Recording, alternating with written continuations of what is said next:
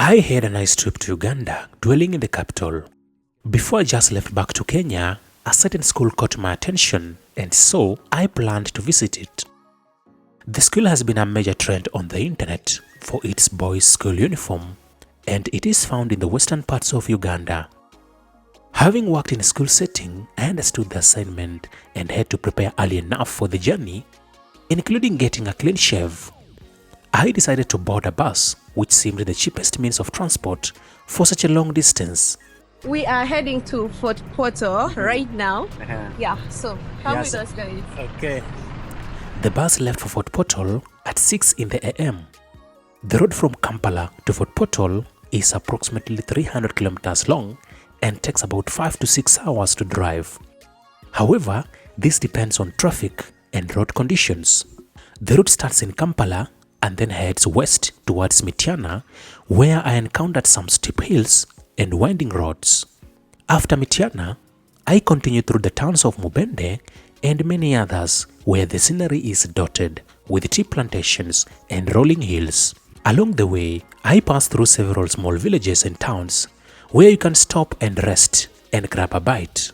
As I approached Fort Portal, I was greeted by the stunning Rwenzori Mountains, which provide a stunning backdrop to the town. The road was generally in good condition, but you should be prepared of some potholes and rough patches in certain areas.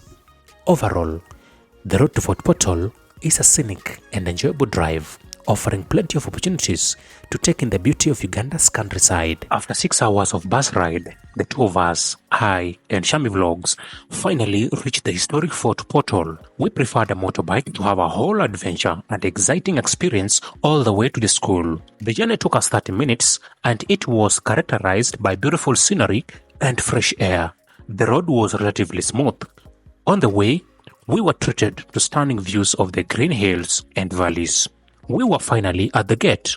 It was beautifully designed with 2 lion sculptures in front of it.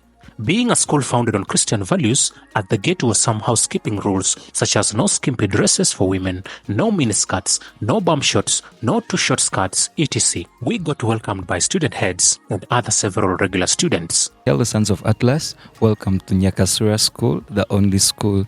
Yeah, this is the only school in Uganda, as it is said that there are only 2 schools in Uganda, whereby one is in the northern hemisphere, and that's Nyakasura School, and the other one is the other school in the southern hemisphere, and that is Intare School. So you're welcome to Nyakasura School and feel at home. The Nyakasura students were a whole piece of vibe. First of all, we had to talk to the head teacher to allow us shoot our documentary and perhaps give us a history of the school. Pasha TV. You are most welcome to Nyakasura School. My name is Reverend Balinda Richardson, and I'm the headmaster of Nyakasura School. I'm very grateful, first and foremost, that our school is going viral globally. And currently, before I tell you the history of the school, my students, I don't greet them as students. I don't greet them good morning students. I greet them good morning global citizens. Because in the previous episodes, this coverage went viral. I received several information from German, from UK, from US. And therefore when I see our friends from Kenya, I feel delighted to give you the history and all the information you need about this school for visibility. First and foremost, this school started in 1926. Yes, and it is remaining with about 2 years to make a century. Actually, in 2026, we are going to celebrate 100 years of the school. 2026, in the month of March. Therefore, preparations are on, and some arrangements are on to this event. Reverend Richardson Balinda went ahead and gave us a brief history of the school. He talked about the founding fathers. This school started under the wise leadership of Lieutenant Commander Ernest William Eberhold Caldwell. This was a soldier with a high recognition of the order, with the order of British Empire in the Royal Navy. Therefore, he fought in the First World and Second World Wars, and he won several accolades. He was a soldier, he was an engineer, he was a teacher of science, he was a lawyer, he was highly multi-trained. But when he came in Uganda, before he came in Uganda, he developed some health complication. And this health complication, while he was in his home country, Scotland, with the coldness of the winter and the other, the doctor's recommendation was that he needed to live more in a tropical country with some relative warmth. And when he came, he settled a bit in Kenya, but Kenya is equally somehow cold in the highlands. And then he somehow moved again to Uganda. And when he came to Uganda, he settled in Uganda Kingdom, and he started teaching at King's College Budo, which had started, of course, a bit earlier in 1910, or slightly earlier than that. Now, while there as a perfect teacher, we had two students there from Toro. There were two students from Toro studying in King's College Budo. And one was Komwiswa, and another one was Byara.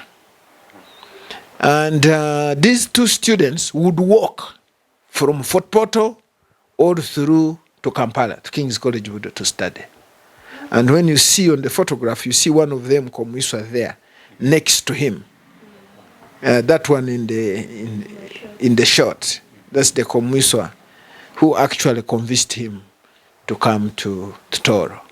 Now, while he was in King's College Budo, he was very industrious, very innovative, and very creative. And he proposed to the leadership of Uganda and King's College Budo that they adopt the Scottish uniform, the kilt uniform. And the Uganda being very conservative, and they cherish their tradition very much, this took some time to be accepted. It wasn't easy at all. Yes.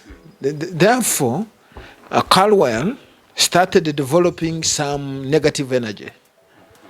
And in the process, he started opening up his eyes to some other places where he could easily be, maybe try to introduce this innovation. Then there was an attempt from Ankole, from the Omukama by then, whom they were calling Omugabe. And there was also an attempt by the fellow student who was in Senior 3, Komwiswa and Byara, to talk to him that why don't we also take you to our king Kasagama. By then, Kasagama is just the opposite here, is Daudi Kasagama Chebambe. If I introduced you to him, he's likely to develop interest, and you establish a similar school like King's College Budo in his kingdom. Then they walked, they trekked all the way from Kampala to Uganda. You can imagine the courage of a Senior 3 student trekking all the way and coming to the palace to meet the king. And it was bushy and with the animals, and it was not as you can imagine. Now he met Omukama Kasagama, and Omukama Kasagama Chebambe accepted the idea of establishing a similar school like King's College Budo in Toro. And in 1926, Commander Kalwe left Uganda and came and settled in Fort Portal, and he was showed 3 places where he would establish a school. One of the places is currently called Ibale, because that's where there is a foot of one of the ancestors, one of the Bachwezi, that is very historical in the history of this school. That from there, the Machwezi in question moved, and the second leg was in Lake Kigere near Saka, and that Lake Kigere also belongs to Nyakasura School as a tourist site. Then another place that was showed to him was Saka, where currently there is Mountains of the Moon University. Yeah. And another place he was showed was here, where we are. And yes, and it was all bushy, of course. And when he came here, he walked down the valley there. When you walk down there, you'll find a stream of water. And that stream of water moves in a very strategic way, that there is a point where it reaches and it has some falls. And he felt that these falls, if enhanced, can generate electricity. And if these falls, if enhanced, can generate and pump water into the school. And this water was a bit salty. The water was passing through papyrus swamp and valley, and it was somehow salty. And salt in Rutoro, in the local language, is called Exura. Salt in the local language is called Exura. And if it is little, it can be called Akasura. If it is big or a lot, it can be Exura. And this is where now the name Nyakasura starts coming out from, because it is along a stream that is salty, that is sweet, that is Kasura. Therefore it becomes Nyakasura. But there were no buildings around. Therefore there is a nearby primary school near the church, which the Omukama Chebambe had constructed, and that is St. John's Cathedral, our headquarters where the bishop sits. There is a primary school there called Kabarole Primary School. Therefore Nyakasura School first started there, and they had some students there. Komwiswa abandoned his studies at King's College Budo to stay with the Commander Kalwe in the adventure, in the various adventures that they were going through. And then in their walk, they walked across, we have a hill across the swamp that we call Kalyango Hills. And Kalyango Hills is also very interesting, has some soil which is like naturally made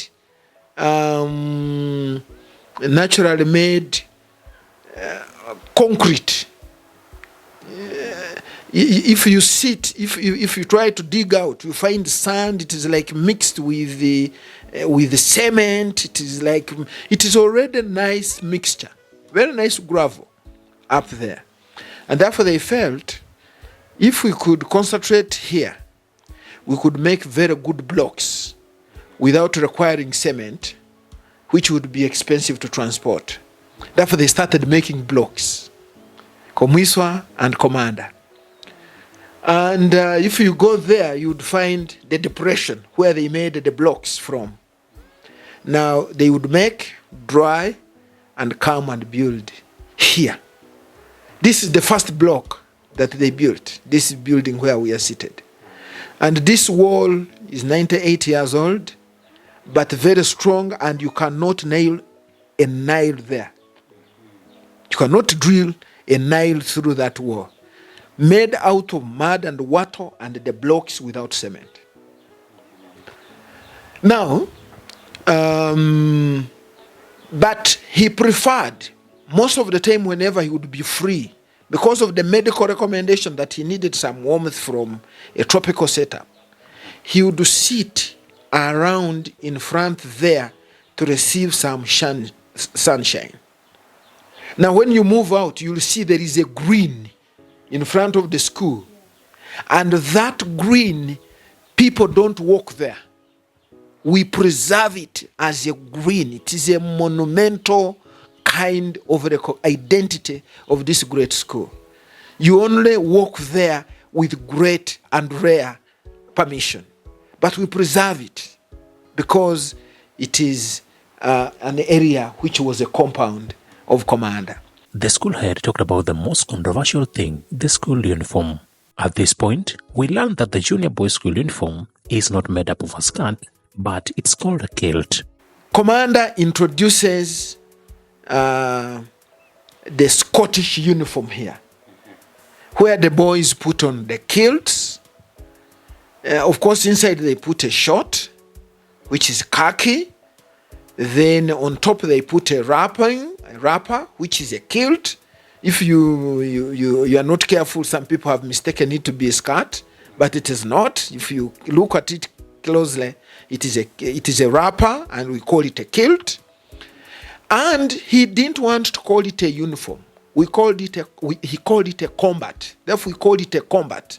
And this combat of Nyakasura School is made up of the shirt, the tie, the sweater, the belt, the kilt, the short inside.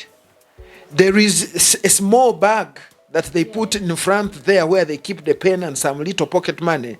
That is called a sporran. A sporran. Then you go on the legs. The Nyakasura is very cold.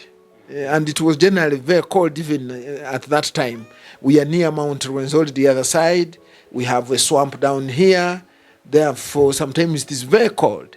Now, he felt the legs could be covered with some warming kind of element. And those are called hostops or leg warmers in the simple language.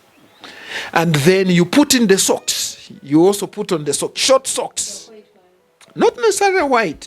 Any short socks, decent socks that can be down the hostops or the leg warmers. And then you put on your shoe. And then you see a Nyakasura School student walking. Now, this has made Nyakasura's identity unique, near, and far. And all the students of the school and many students outside there prefer to come to Nyakasura School to put on this uniform, which they call omuchenche in our local language here. That I must put on that muchenche. And at that time, this school, he put it at a very competitive academic standard. Very competitive academic standard. And to qualify to join Nyakasura School, you needed to be top-notch. You needed to have scored the highest grade. Therefore, competition was between Budo, King's College Budo, and Nyakasura School. Therefore, you do not just come to Nyakasura School unless you had performed extremely very well in the national. And by then, there were not national exams. We were doing Cambridge certificate examinations, and these were done by East Africa.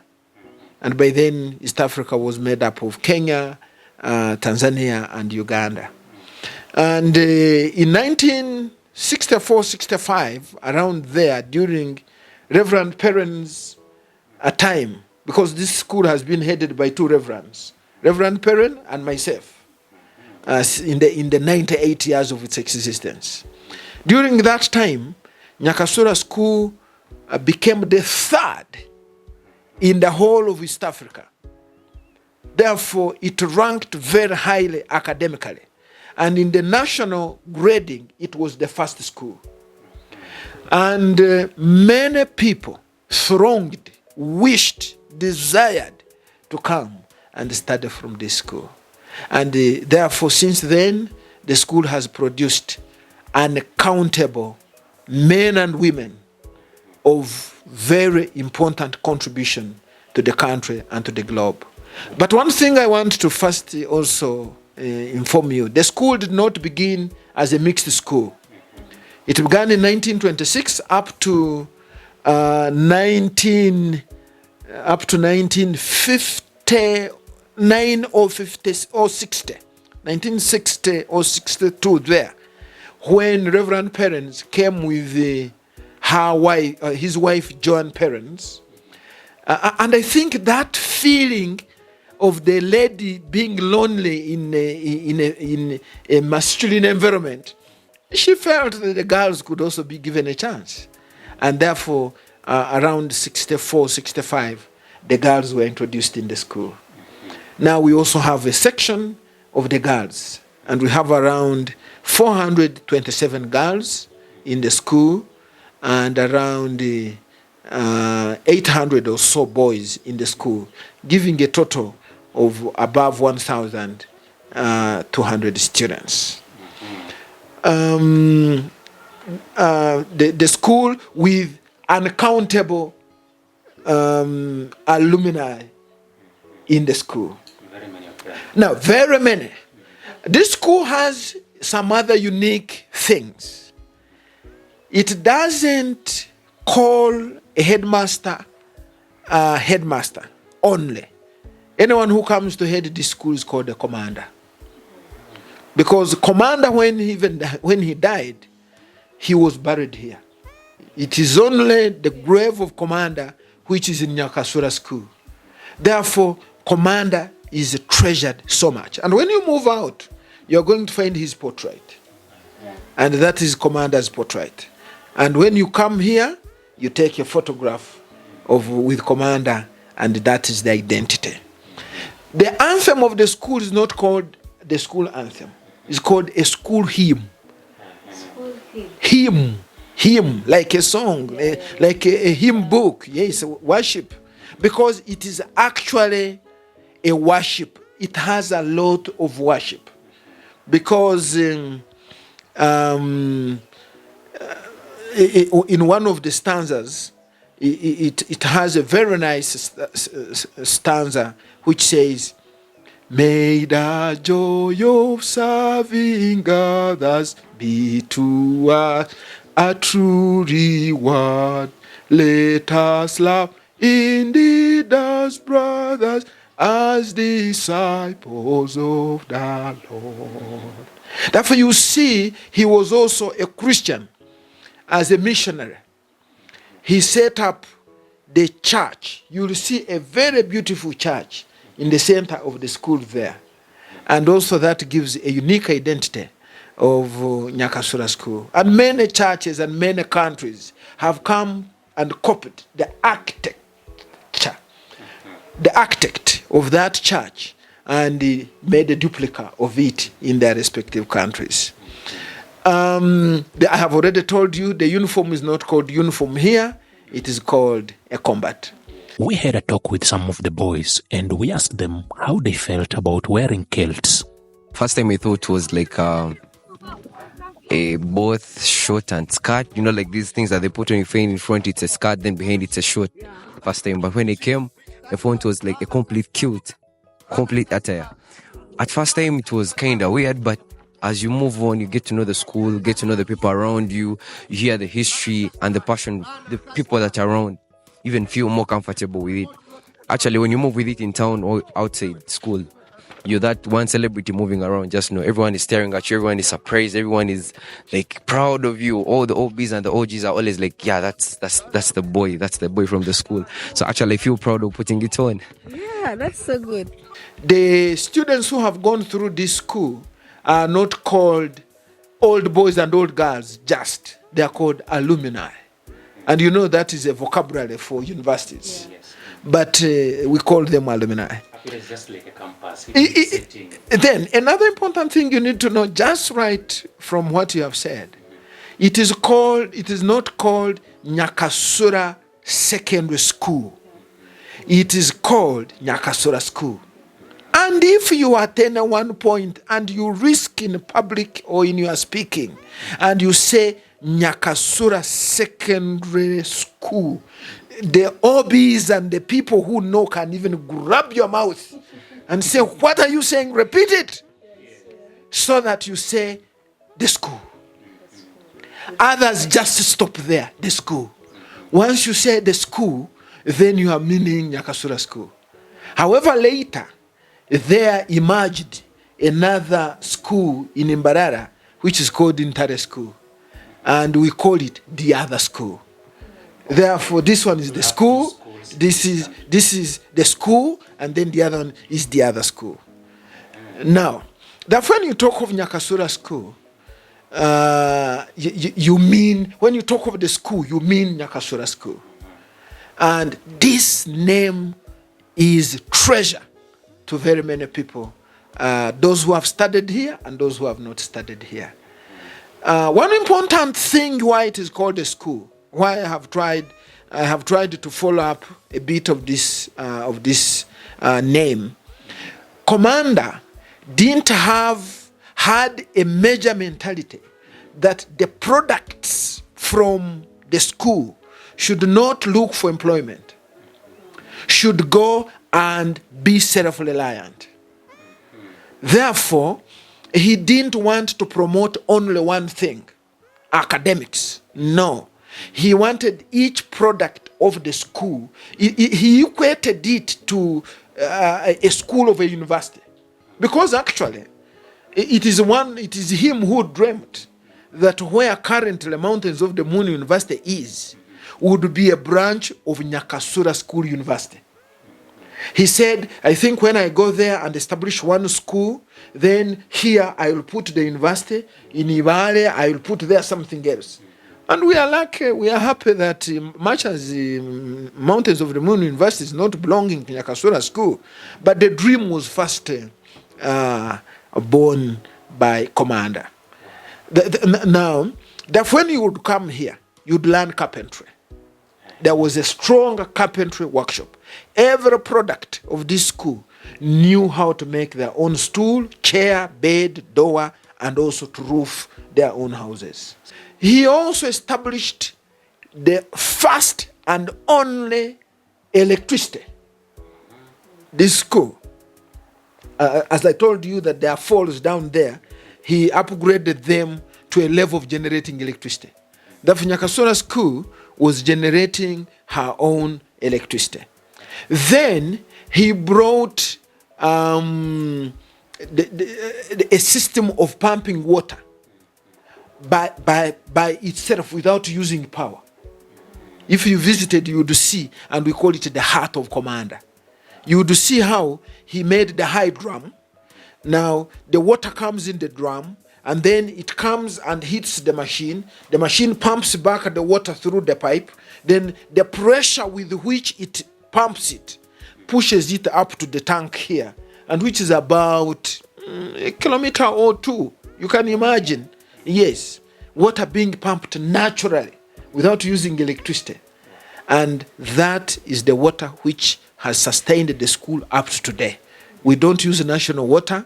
We use our own generated and pumped water. Now, the design of the dormitories, the way how he designed the houses. Here we don't call them dormitories. No, we call them houses. Okay? No, barrier house. We call it barrier house, Cooper house, Komiswa house, Kasagama house, Apollo house, Commander house, Damale House, Joan Penn's house, Rugumayo House, that is newly constructed, which is containing just Kaliba and Annette Bachelor. These are called houses here. And we don't call them dormitories. No, we call them houses. And when you see the architect, the design, all things which are constructed here are geometrically constructed. If you stood at a certain point, if you looked at a panorama view, an overview of this block, you'd enjoy the geometry in the construction of Nyakasura School. I've seen some. Yes, if you took an overview or a panorama view of the school, you would enjoy. Each construction is in a certain geometrical dimension. And what is also very interesting across is Canon Apollo. And Canon Apollo is also church founded. And it was the same engineering technique with the whites and missionaries at that time that constructed the two chapels. And the highest tips of the two chapels are exactly parallel and perpendicular and horizontal at the same point, up there. And therefore, the school has grown with this history. The school has maintained this culture.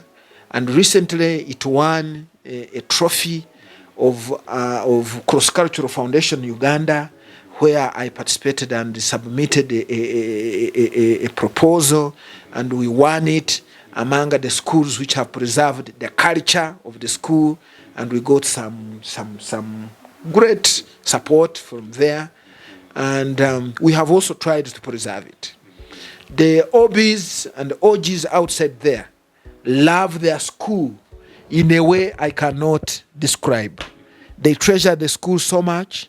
They don't like hearing anything bad taking place in their school. And they like only the good things about their school. They have done a lot of renovations in their school.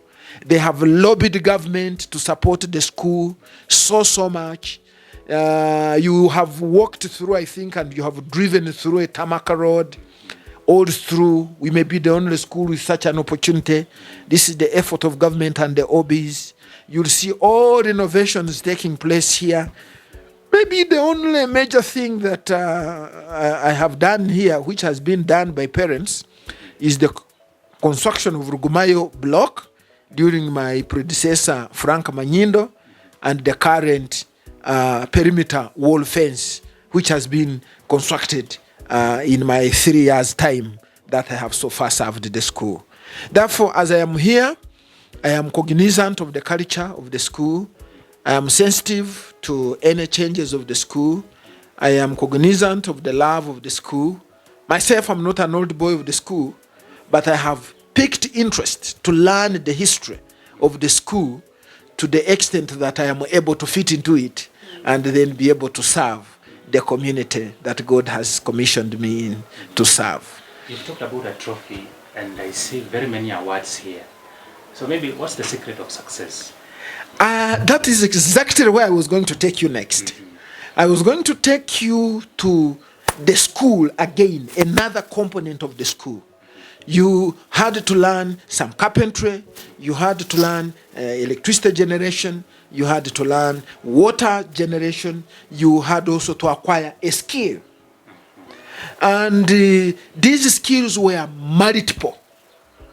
And more especially, the 3 pillars upon which Commander founded this school. Commander founded this school on 3 major pillars. 1, the fear of God. The chapel is in the center. And here there is no any activity every morning from Monday to Sunday that begins without going to the chapel first. That is our culture here. From Monday to Sunday, the first thing from 7 o'clock is chapel. Then from prayers, go and do other things. Then the fear of God. The second one was promotion of games and sports. And the third one was hard work. Therefore, there are no and hard work under a very important motto, which is extracted from the Gospel according to St. Mark, chapter 10, verse 45. I did not come to be served, but I came to serve. That is where Jesus Christ was washing the disciples' feet. Therefore, we normally rate our motto as to minister and not to be ministered unto. And that is our motto. Therefore, we aim at serving others with all our heart, and we derive. That's why I have already sung for you. May the joy of serving others be to us a true reward. Let us love indeed as brothers, as disciples of the Lord. Therefore, we derive a lot of joy in serving others, and therefore we work hard. Now, another component of games and sports, he built it so much, and Nyakasura School is known for games and sports. The first cricket game in Uganda was played at Nyakasura School, and that was around 1926. And up to today, our cricket oval is still there, and we win both locally and nationally. And in 2022, I came in 2020, June. That's when I was posted here. We managed, our students here managed to penetrate and enter the national team and represent Uganda to play in the World Cup of Cricket. 5 of them. And in 2023, 2 of them, and 2 of them are playing for the Rwandan Club of Cricket. But they are students here. But they come and take them and do that work. Then football, then frisbee, netball, basketball, volleyball, badminton, rugby, chess, lawn tennis, table tennis, to mention but a few. Recently, we have introduced the dance sport. Swimming also. Those are among the many sports. Then go to the clubs. The clubs also many and very engaging.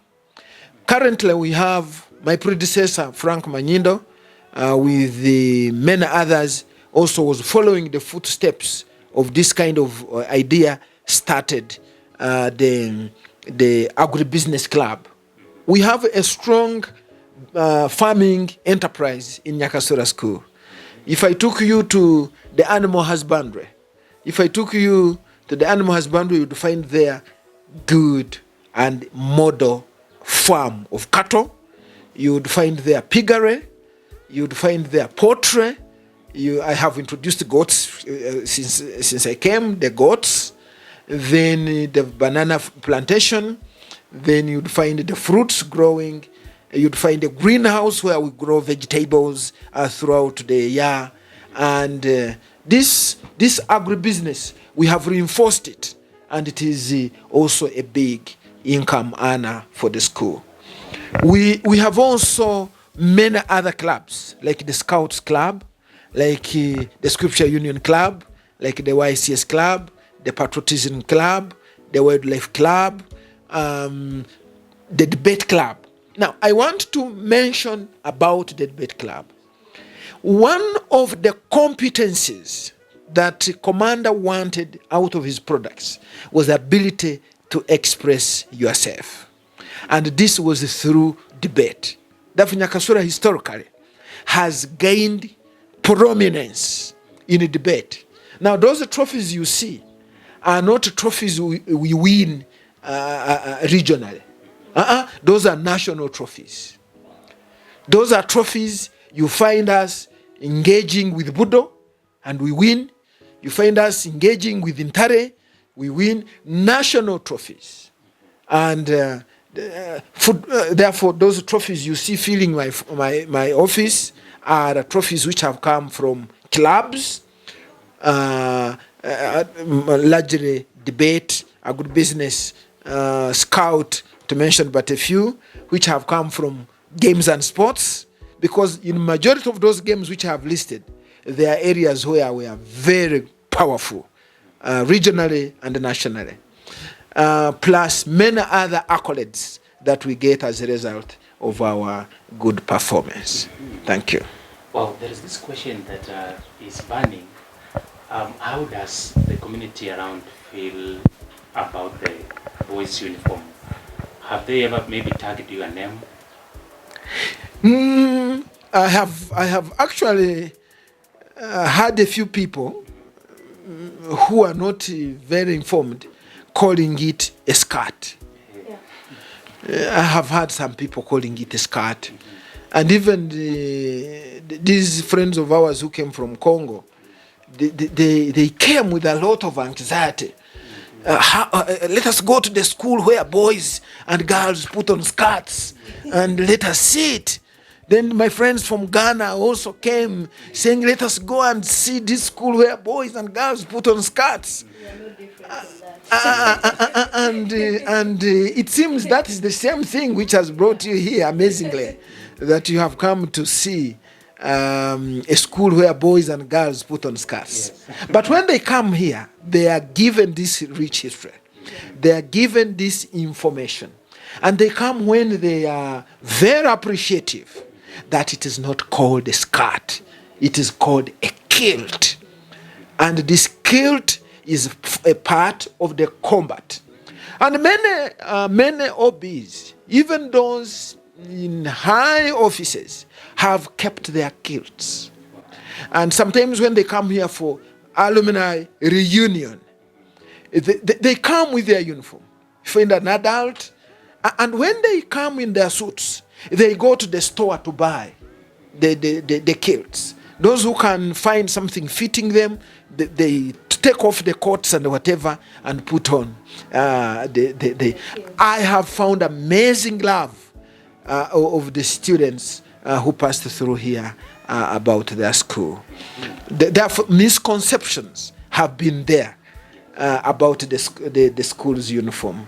And those who come here, all of a sudden, even the senior ones, first go through some walking incapacitation of how to walk and how to sit in the class, the boys. But the good thing, inside there they have a shortly they get used and treasure it very much. Put on trousers. What about the ones in trousers?